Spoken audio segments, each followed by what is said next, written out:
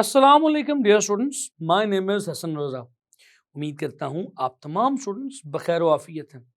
Dear students, आज की इस डिस्कशन में हम हाइड्रोजन के एमिशन स्पेक्ट्रम पर बात करने वाले हैं।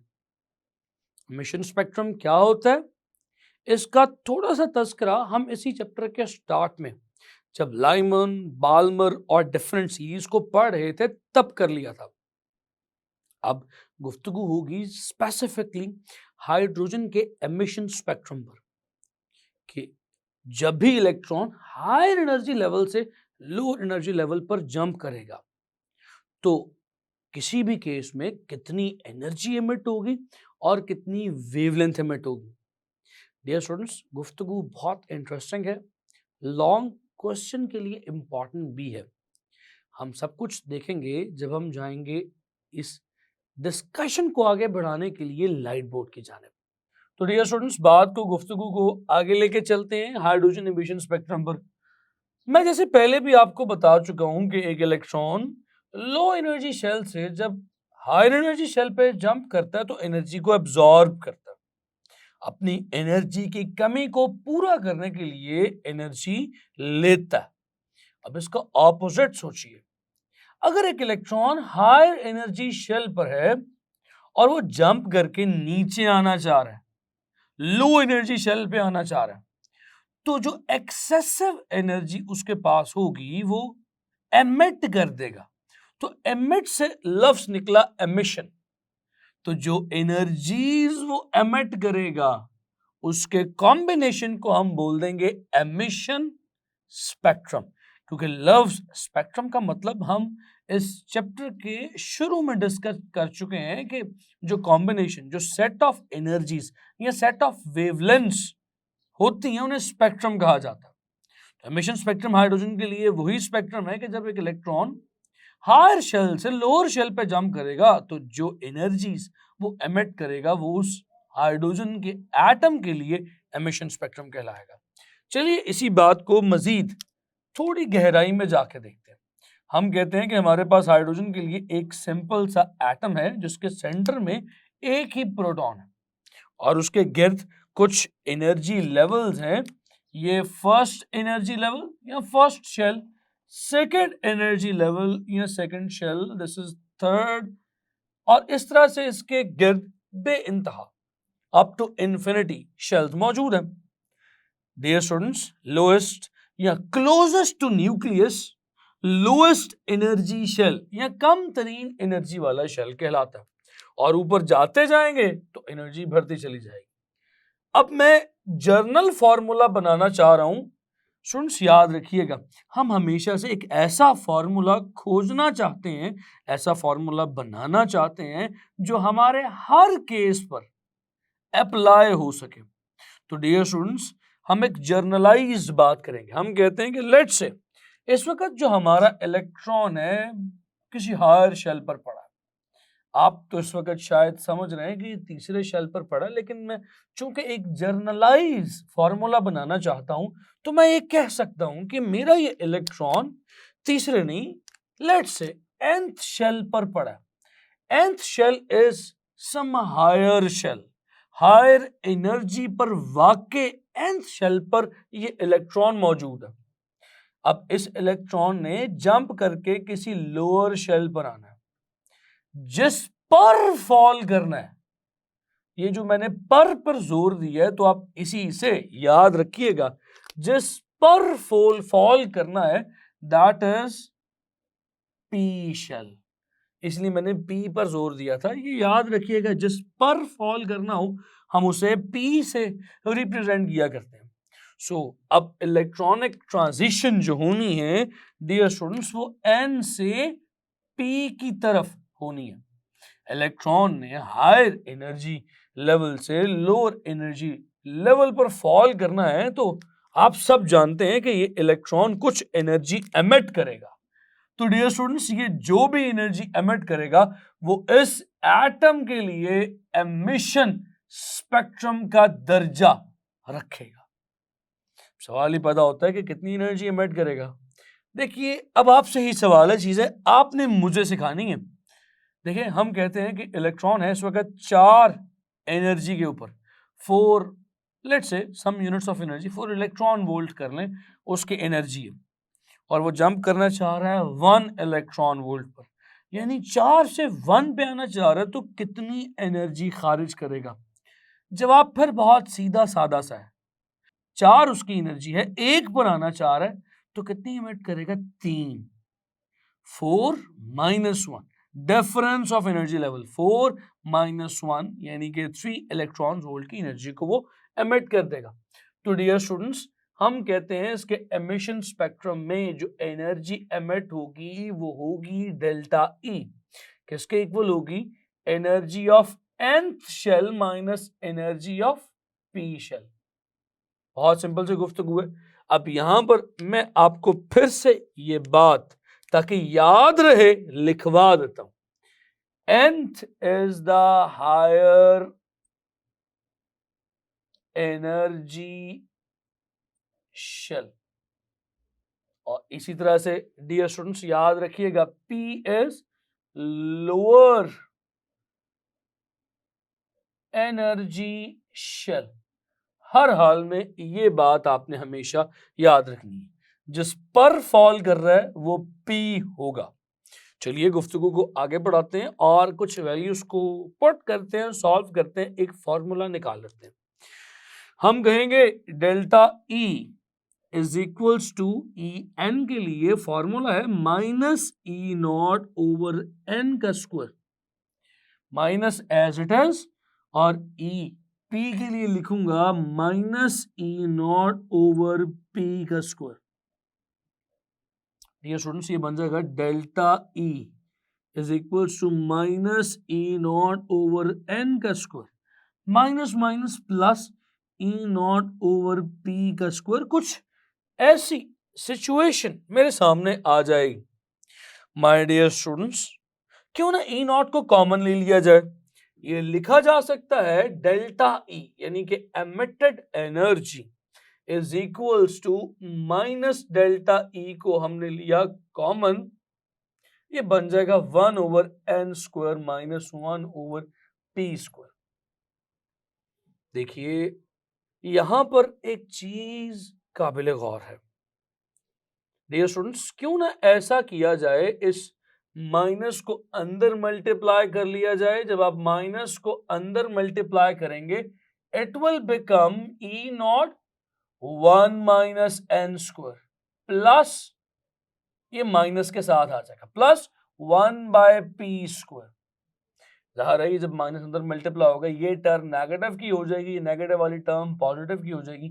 थोड़ा सा अरेंज भी कर देते हैं, delta E is equals to E not, ये बन जाएगा 1 बाय पी स्क्वायर प्लस क्या पहले लिख दिया माइनस 1 बाय एन स्क्वायर।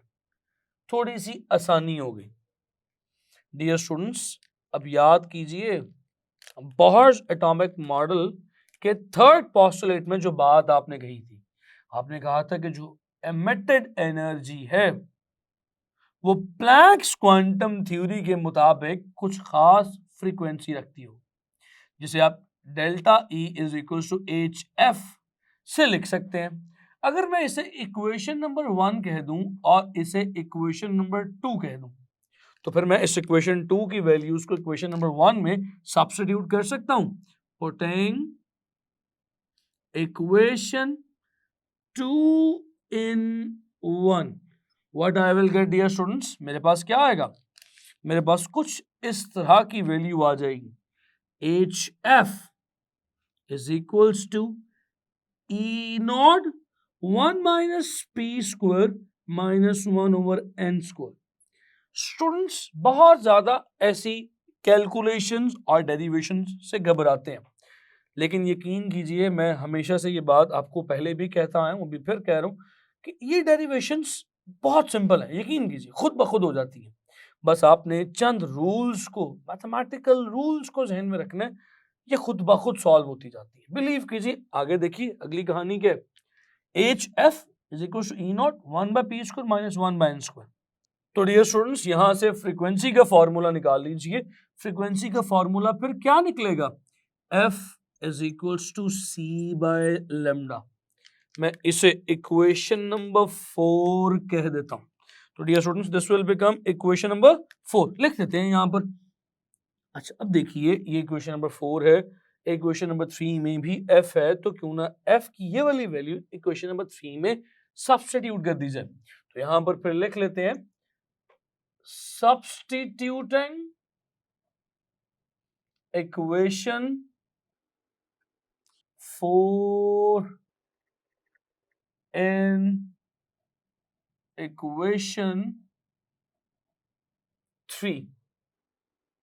तो डियर स्टूडेंट्स हमारे पास सिचुएशन क्या बनेगी, इस इक्वेशन में h as it is, f की ये वाली वैल्यू आप पुट करनी है, f है c ओवर लेमडा के इक्वल, इसे उठा के यहां पे लिख दीजिए h c over lambda is equals to h equals to E naught 1 by P square minus 1 by N square। All right dear students, देखिए हम इंटरेस्टेड हैं स्पेक्ट्रम फाइंड आउट करने में, एमिशन स्पेक्ट्रम फाइंड आउट करने में। ये वाली जो इक्वेशन नंबर 1 थी हमें बता रही थी कि जो एनर्जी एमिट होती है जब हायर शेल का इलेक्ट्रॉन लोअर शेल पे आता है वो एनर्जी कितनी है।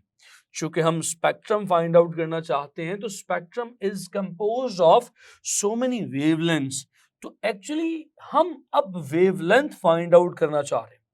तो वेवलेंथ के लिए हमने इस फॉर्म के अंदर फॉर्मूला बनाया, तो अब वेवलेंथ किसके इक्वल आ जाएगी dear students, it will become, क्या लिख सकता हूं, 1 by lambda into hc is equals to E naught 1 minus p square 1 by p square minus 1 by n square।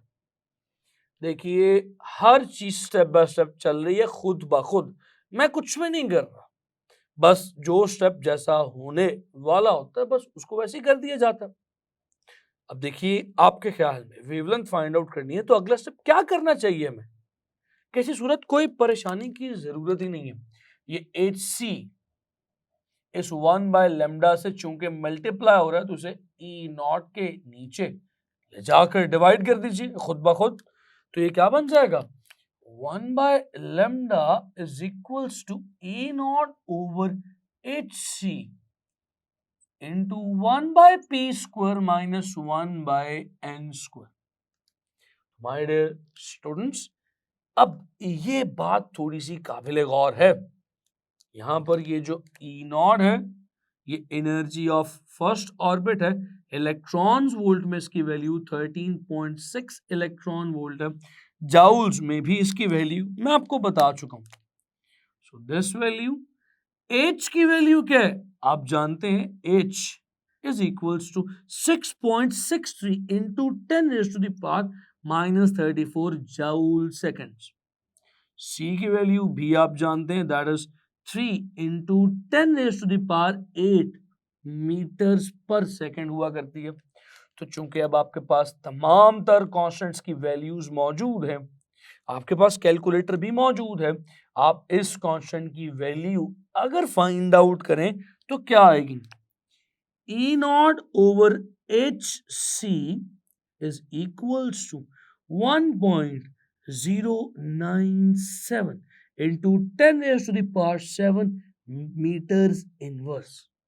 याद रखिएगा हम यहाँ पर E नॉट की 13.6 वैल्यू नहीं पुट करेंगे, यहाँ पर E नॉट की वैल्यू पुट की जाएगी जाउल्स में जो कि 217 point into 10 raise to power minus 20 joules है। मैं आपके सामने वो वैल्यू भी जाउल्स में भी लिख देता हूँ।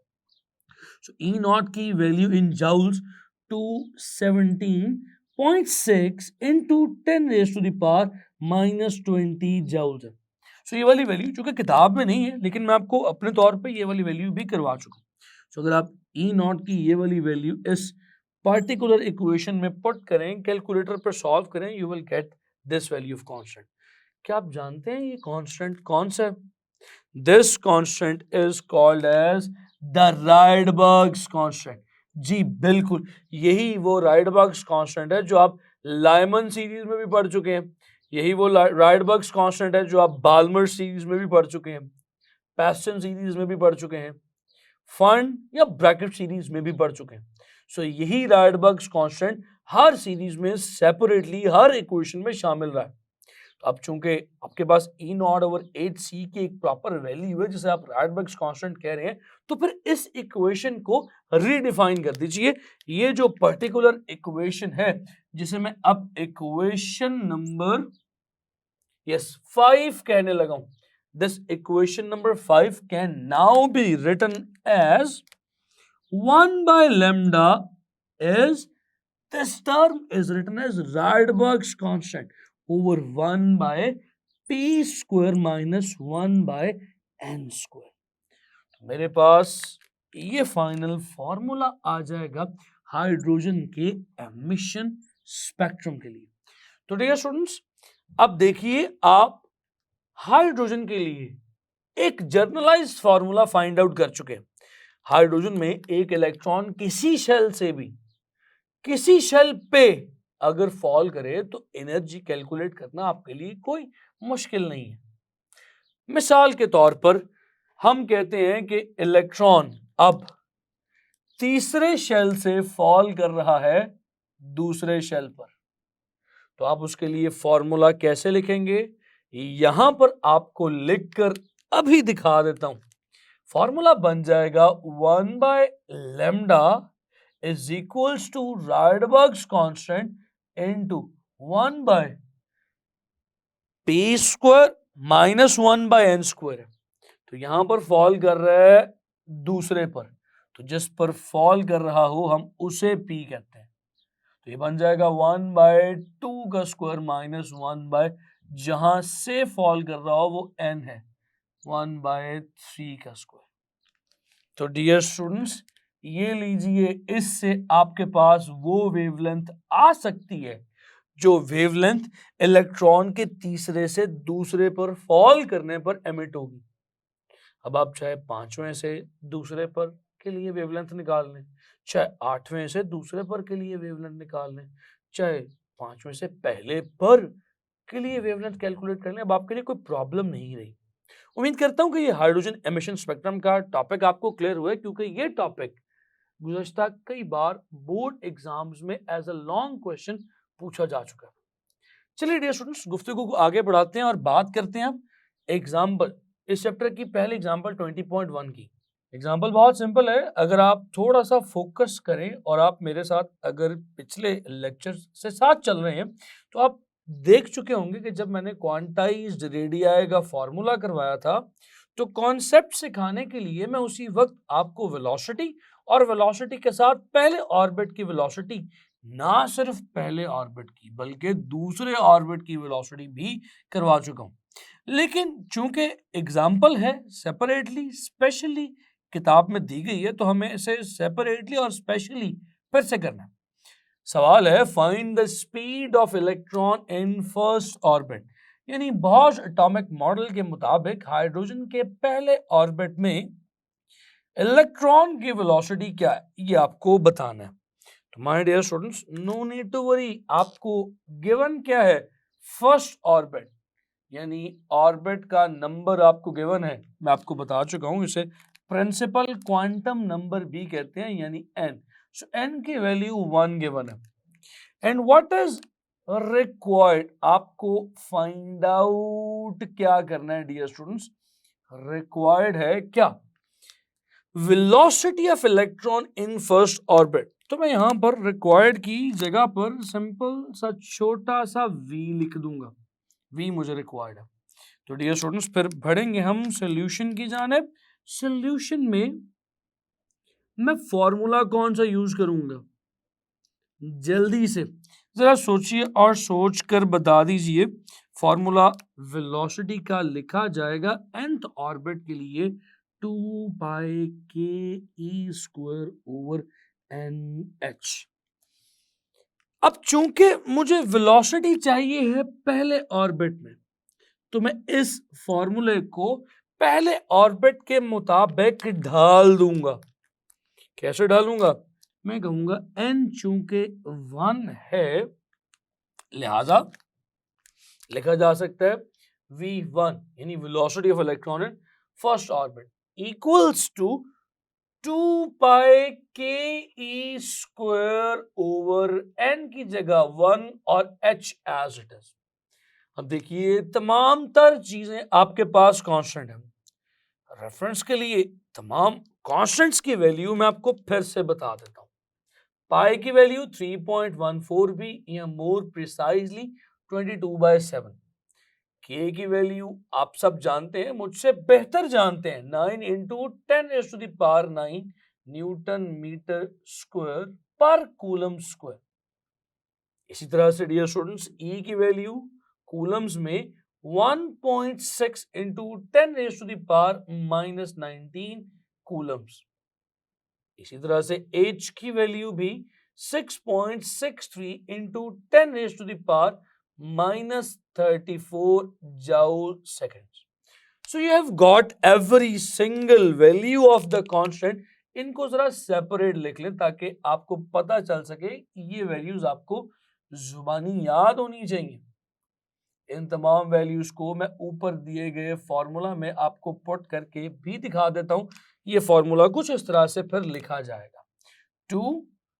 22/7 पे लिख लें, 3.14 पे लिख लें, चाहे जो आपको बेहतर लगे, इनटू 9 इंटू 10⁻⁹ यूनिट्स अभी नहीं लिखूंगा, अभी सिर्फ वैल्यूज पुट कर रहा हूं। और e की जगह 1.6 इंटू 10⁻⁻19 का स्क्वायर। इस सारे को डिवाइड किया जाएगा 6.63 इंटू 10⁻⁻34 पर।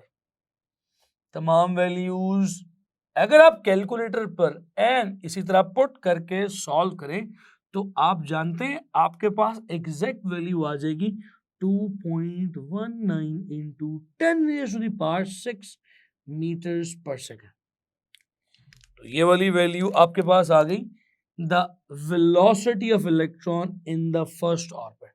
जैसे अप्रोक्सीमेटली स्टूडेंट्स याद रखने के लिए 2.2 भी बना देते हैं, 2.2 इंटू 10⁻⁶ मीटर्स पर सेकेंड। उम्मीद करता हूं कि हाइड्रोजन एमिशन स्पेक्ट्रम के कॉन्सेप्ट के साथ साथ आपको इन तमाम चीजों से जुड़ी हुई पहली एग्जांपल जिसमें पहले ऑर्बिट में इलेक्ट्रॉन की वेलोसिटी कैलकुलेट करना हमने सीखा है, समझ आ चुका होगा। अपना बेइंतहा ख्याल रखें। मैं आपसे मुलाकात करूंगा आने वाले अगले वीडियो लेक्चर में। तब तक के लिए खुदा हाफिज।